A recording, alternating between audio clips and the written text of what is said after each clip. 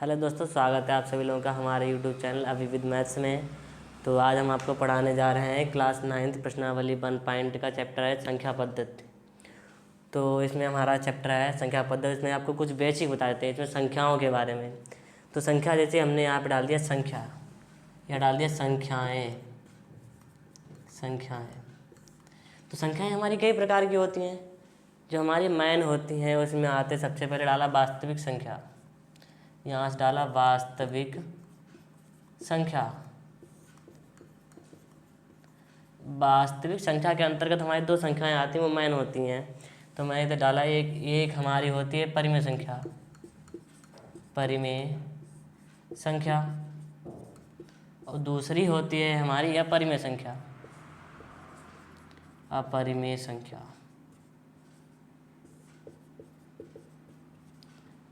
जो परिमेय संख्याएं हमारी होती हैं उन्हें हम p/q के रूप में लिख सकते हैं, लेकिन जो अपरिमेय होती हैं उन्हें हम p/q के रूप में नहीं लिख सकते हैं।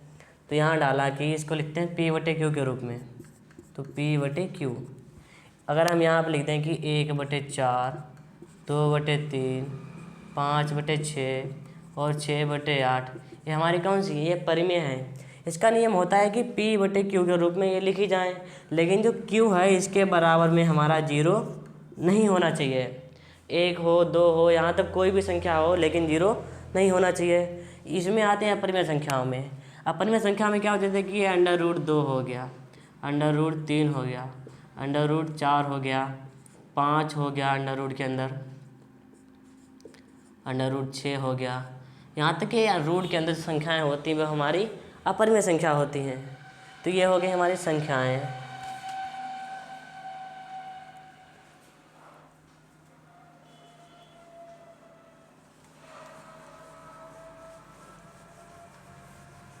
अब इसका जो हमारा पहला चैप्टर का क्वेश्चन है वो दिया गया है कि क्या शून्य एक परिमेय संख्या है। तो यहाँ से लिखते हैं कि क्या शून्य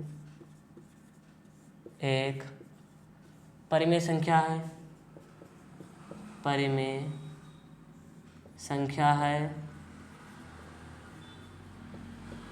क्या इसे आप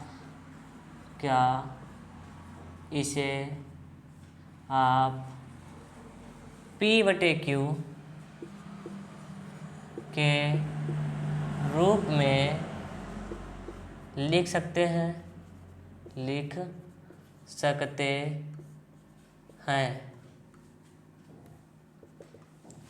हैं, जहाँ p और q पूर्णांक है। तो क्वेश्चन हमारा है कि क्या शून्य एक परिमेय संख्या है। बिल्कुल हाँ, कि क्या शून्य एक परिमेय संख्या है। कैसे? तो हमने यहाँ पे लिखा कि p/q के रूप में हम लिखते हैं परिमेय संख्याओं को। तो कि q के बराबर में हमारा 0 नहीं होना चाहिए। अगर p के बराबर में 0 है तो कोई दिक्कत नहीं है। तो यहाँ पे हम संख्याएं लिखेंगे कि 0/1 या 2, 0/4, कुछ भी लिख सकते हैं यहाँ पे कि 0/1, 0/3, 0/4, 0/5 लिख जाओ।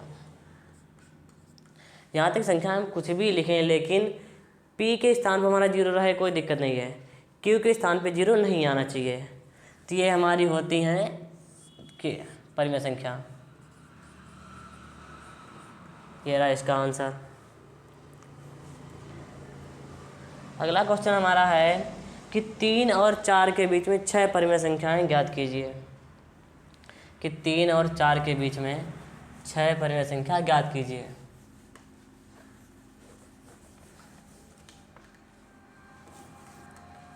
क्वेश्चन है हमारा 3 और 4 के बीच 6 परिमेय संख्या, 6 परिमेय संख्या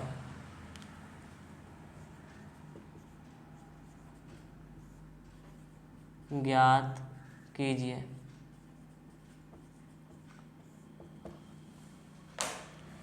कीजिए। तो इसमें सबसे पहले लिखेंगे कि परिमेय संख्या ज्ञात करने के लिए, कि परिमेय संख्या ज्ञात करने के लिए ये लाइन हमें हर क्वेश्चन में लिखनी है जहाँ पे हमारी परिमेय और अपरिमेय संख्याएं पूछी गई होंगी। तो यहाँ पे हमारा दिया गया 6 परिमेय संख्या, तो लिख देते हैं 6 + 1 = 7।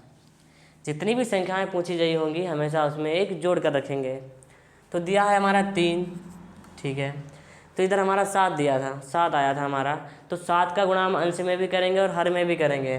तो देखो 3 × 7/7, तो 3 × 7 = 21/7 हो गया। इधर हमारा दिया है 4, तो 4 लिख दिया। उधर 7 आया था हमारा, तो 7 का गुणा ऊपर भी करेंगे और नीचे में भी करेंगे, यानी कि अंश में भी करेंगे और हर में भी करेंगे।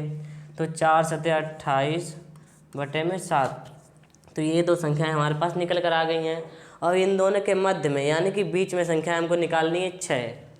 निकालेंगे, देखो क्या 21 दिया है, 21 के आगे जो डिजिट आता है हमारा वो होता है 22। तो 22 से स्टार्ट करेंगे और 28 से पहले यानी 27 पर रुक जाएंगे। तो देखो 22/7 और 23/7, 24/7, 25/7, फिर आता है हमारा 26/7 और आता है 27/7। यानी 2, 2, 4, 2, 6 संख्याएँ हमारी निकल गई हैं। तो ये रहा इसका आंसर।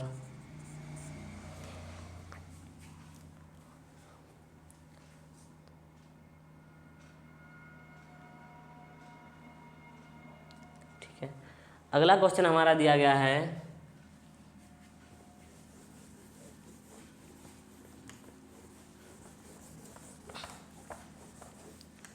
कि 3/5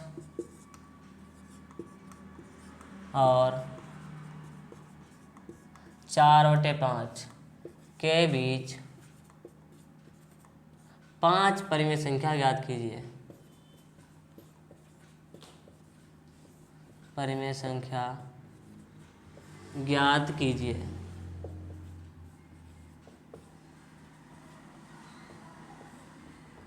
तो सेम लाइन जो हमने पहले लिखी थी वो लाइन इसमें भी लिखेंगे कि परिमेय संख्या ज्ञात करने के लिए परिमेय संख्या ज्ञात करने के लिए यहाँ पर हमारी पूछी गई है 5, तो 5 में 1 जोड़ देंगे हमारा हो जाएगा 6। तो यहाँ पे लिखा देखो 5 + 1 = 6। तो इधर हमारा दिया है 3/5, तो यहाँ पे लिखा हमने देखो 3/5।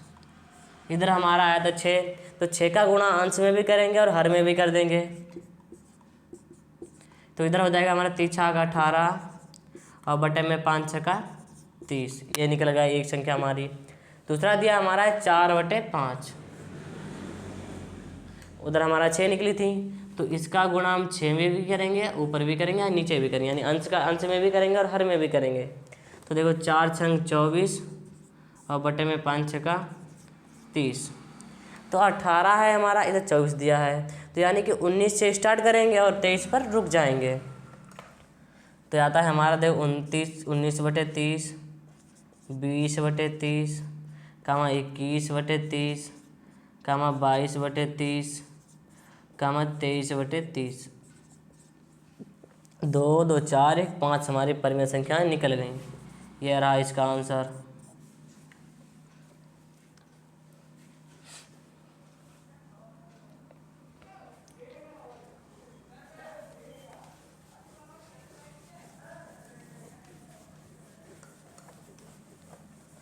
जो अगला क्वेश्चन हमारा दिया गया है कि नीचे दिए गए कथन सत्य हैं या असत्य, कारण के साथ अपने उत्तर दीजिए।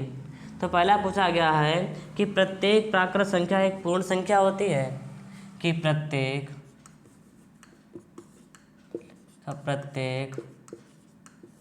प्राकृत संख्या एक पूर्ण संख्या होती है, पूर्ण संख्या होती है। तो देख लेते हैं, पहले लिखते हैं प्राकृत संख्या। तो यहाँ पर डाल दिया हमने प्राकृत संख्या। तो प्राकृत संख्या हमारी होती हैं कि 1, 2, 3, 4, 5, 6 डॉट डॉट डॉट चलती रहती हैं। फिर पूछेगी हमारी पूर्ण संख्या, तो पूर्ण संख्या लिखते हैं पूर्ण संख्या, जो हमारी 0 से स्टार्ट होती हैं। 0, 1, 2, 3, 4, 5, 6 ये हमारी चल रही हैं, डॉट डॉट बराबर चलती रहती हैं। तो इनमें से संख्याएँ हमारी मिल रही हैं। जी हाँ, बिल्कुल मिल रही हैं। 1 इधर भी है, 1 इधर भी मिल रहा है, 2 यहाँ है, 2 यहाँ भी मिल रहा है, 3 यहाँ है, 3 यहाँ भी मिल रहा है। यानी कि क्या है कि प्रत्येक प्राकृत संख्या एक पूर्ण संख्या होती है। यह आंसर हमारा सत्य। तो यहाँ पे हल में लिख देंगे सत्य। अगला क्वेश्चन हमारा दिया गया है, नेक्स्ट में बोला गया है कि प्रत्येक पूर्णांक एक पूर्ण संख्या होती है। तो लिखते हैं प्रत्येक पूर्णांक एक पूर्ण संख्या होती है।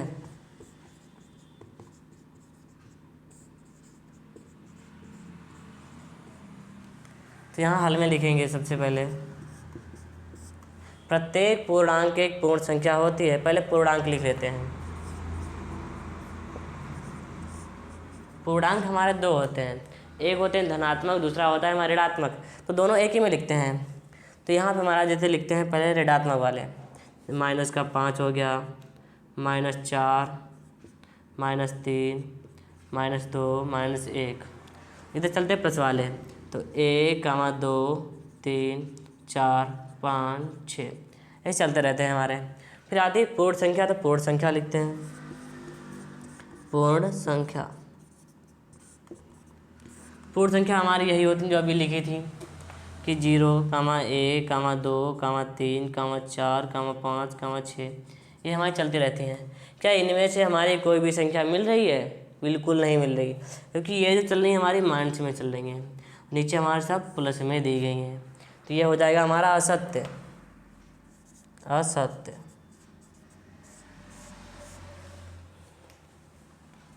देख लीजिए आप।